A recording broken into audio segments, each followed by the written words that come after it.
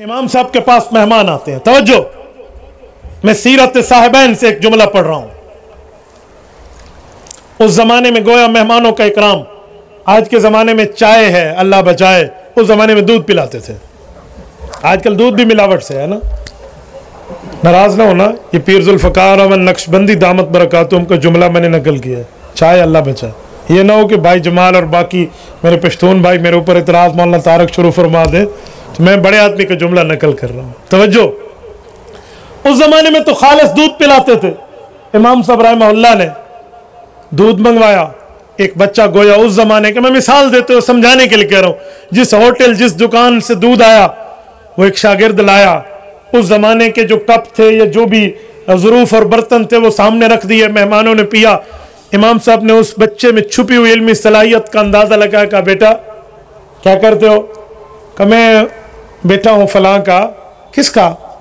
कहा अच्छा अच्छा अच्छा, वो जो फौत हुए थे कुछ दिनों पहले, वो मैं इब्राहिम का बेटा हूँ। अच्छा अच्छा, तो आप क्या करते हैं? कहा अब्बू का साया सर पे नहीं है, यतीम हूँ गोया के, मैं यहाँ काम करता हूँ, मुझे 1 दिरहम मिलता है 1 हफ्ते का, अम्मा को देता हूँ, हमारे घर का गुजर बसर चलता है।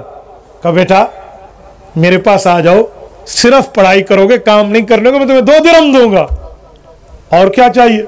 बच्चा आ गया। हफ्ते के बाद जाके अम्मा को 2 दिरहम। अम्मा ने कहा वाह, तनख्वाह बढ़ा दी।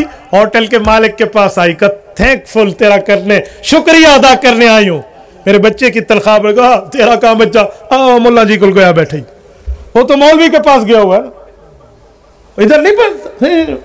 वो आई और कहा इमाम अबू हनीफा को, कहा मेरा बच्चा बड़ा होगा तो गोया खाएगा कहाँ से, जैसे हमें कहते हैं ना, खाएगा कहाँ से? कहा नहीं नहीं नहीं, मैं तेरे पास नहीं पढ़ाती, इधर दे, आज तू 2 दिरहम दे रहा है। पकड़ा और दोबारा वो इसी होटल पे। इमाम साहब के फिर मेहमान आए, दूध फिर आया तो बच्चा फिर देने आया। इमाम साहब ने फिर ऑफर कर दी, बच्चा 5 दिरहम हफ्ते के लेना। उन्होंने कहा कहाँ 1 कहाँ 5, बैठ गया। अगली दफा जब गया तो अम्मा को 1 हफ्ते बाद 5 दिरहम।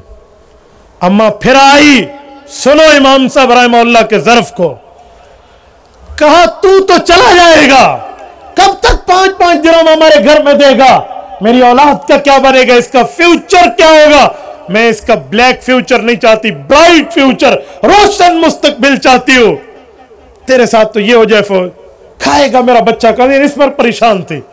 तो इमाम साहब ने एक जुमला कहा अम्मा इस बच्चे को छोड़ दे, ये जो ग़िज़ाएं खाएगा इस दीन की बरकत से शायद बादशाहों को भी वो न मिले। मां चली गई। अल्लाह अकबर।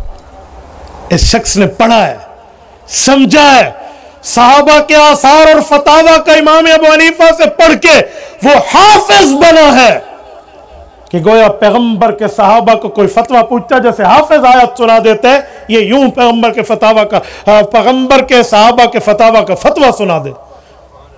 इतना बड़ा आलिम। इमाम सब दुनिया से रुखसत हो गए।